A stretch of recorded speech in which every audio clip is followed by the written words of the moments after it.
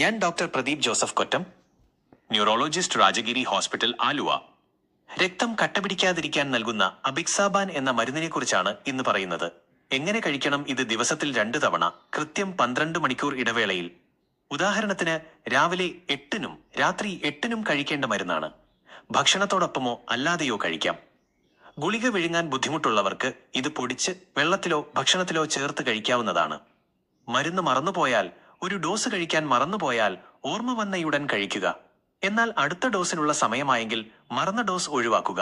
ഒരു കാരണവശാലും 2 ഗുളികകൾ ഒരുമിച്ച് കഴിക്കരുത്. Warnings and side effects. പല്ല് തേക്കുമ്പോൾ ഉണ്ടാകുന്ന ചെറിയ രക്തസ്രാവം പോലെയുള്ളവ ഇതിന്റെ ഒരു സാധാരണ പാർശ്വഫലമാണ്.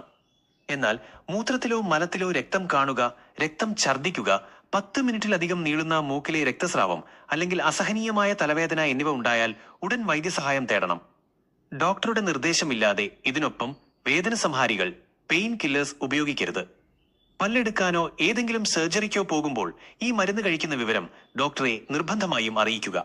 നിങ്ങളുടെ ഡോക്ടർ പറയാതെ ഒരിക്കലും ഈ മരുന്ന് സ്വയം നിർത്തരുത്. നന്ദി. കൂടുതൽ വിവരങ്ങൾക്ക് വാട്സാപ്പ് 94 96 68 56 28.